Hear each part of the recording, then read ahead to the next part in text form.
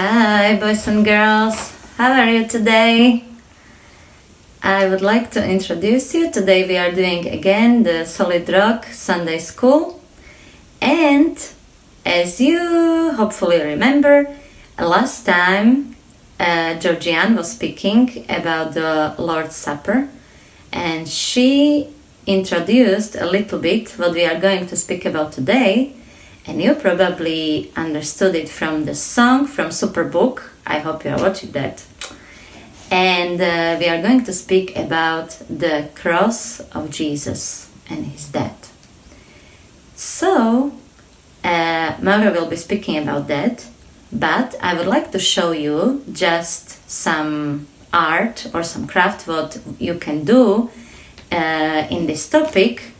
And this is the picture that you can just draw a cross, and he died for, and you can put your picture. This is the picture of our son. So he died for Abraham or for whatever is your name, but he has risen, which will be the topic of the next week. So we are focusing today of Jesus dying on the cross for you and me, and this means that he forgave us all our sins. When we say, "Please forgive me, Jesus, all my sins," he is able to forgive you and to cleanse you.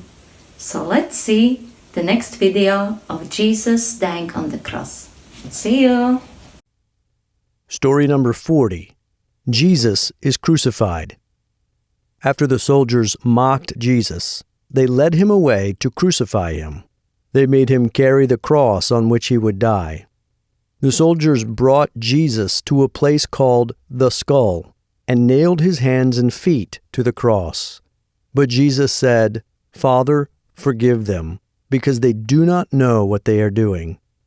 Pilate commanded that they write, "King of the Jews," on a sign and put it on the cross above Jesus' head.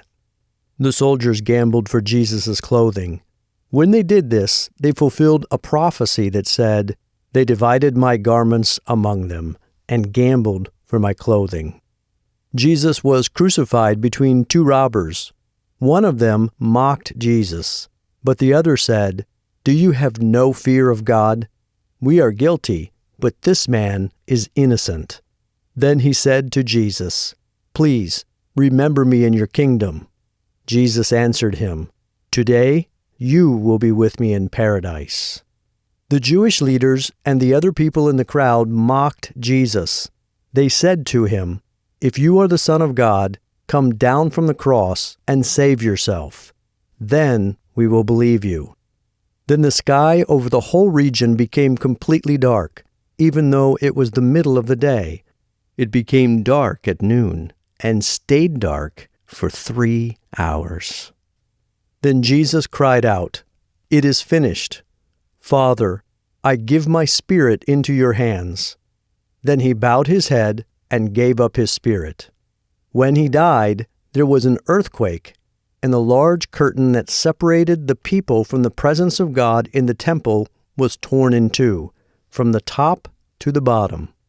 Through his death, Jesus opened a way for people to come to God. When the soldier guarding Jesus saw everything that had happened, he said, "Certainly, this man was innocent. He was the Son of God." Then Joseph and Nicodemus, two Jewish leaders who believed Jesus was the Messiah, asked Pilate for Jesus' body. They wrapped his body in cloth and placed it in a tomb cut out of rock. Then they rolled a large stone in front of the tomb to block the opening. Hi, boys and girls. I'm so excited to be here with you today. So today, as Veronica was saying, we are going to talk about the crucifixion and the reason why Jesus came.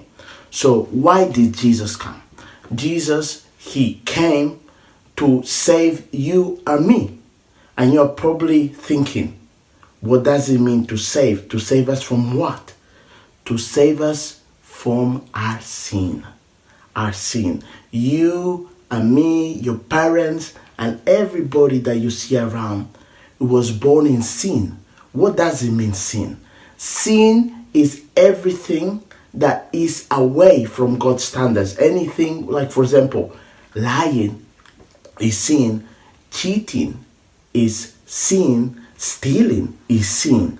So Jesus came so that me and you will not have any more sin. Let me give you an example. So this, you see my jacket here, is blue, dark blue, is a sin. All of us came and were born in sin. But what Jesus came, he came so that we no longer have this sin. He came to give us that power so that we can be sinless, even though we will from time to time miss it. But he came to give us that power so that we no longer will have sin. So Jesus died for our sin so that we can be white as snow, like never sin. Like this, look.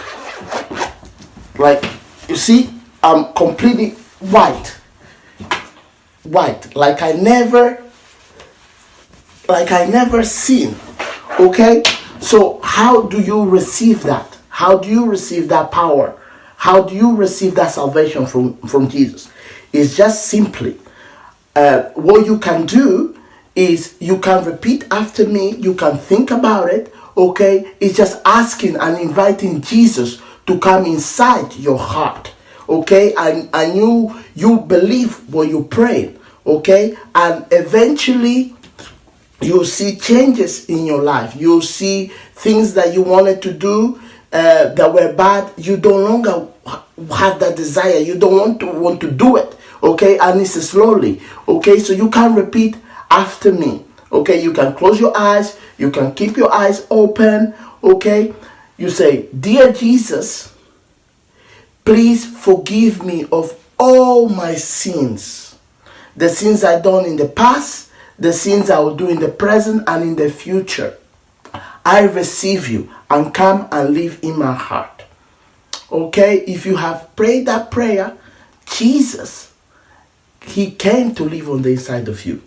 Okay, children? And there's another video that I'm going to show you that explains more about what I was telling you about, what Jesus did for you and for me and for your parents and for the whole world. Okay? Until next time, bye-bye. We love you. Why did Jesus have to die? You know, that's a question that we all ask at some point, and I want to explain it in a way that might make sense with a visual. You see, Jesus came to take the punishment of our sin, the sin that you have done or would ever do. That's what he came to do. And see, you here look pretty good. I mean, come on, you look nice and clean, just the way you were meant to be. Oh, I could drink you up. But we've all done stuff that we shouldn't do. We've all sinned in different ways. And the problem is when we sin and we bring sin into our lives, it changes us. It changes who we are, and suddenly there's elements in us that weren't meant to be there. Maybe it's bad attitudes, or you yelled at your parents, or you lied to a friend, or you cheated on a test, or you hurt someone, or you hurt yourself. Whatever it might be, it's not the way you were meant to be. And God saw this, and he didn't want it to be this way. He said, "This was not how I intended you to be." So God had a perfect rescue plan. And that rescue plan was Jesus. Now, Jesus was perfect. He came and he lived a perfect life. He was without sin. So the question was, what would happen if Jesus took the sin of the whole world, all of the sin, and put it in himself? And so he went to the cross and he took our sin. And Jesus took all that sin and put it in himself. But that's the thing. Is Jesus took our sin to the grave, but then he left it there. He left that sin in the grave, and he came back with new life for all of us. And he was still perfect and pure and blameless and everything that we needed. And so you, with all of our sin and with all that's inside of us, you have the ability to say yes to Jesus, because we don't need sin anymore. Sin has been defeated by the power of the cross and what Jesus did and the power of his resurrection. And so when you say yes to Jesus and you ask him to fill you with His power,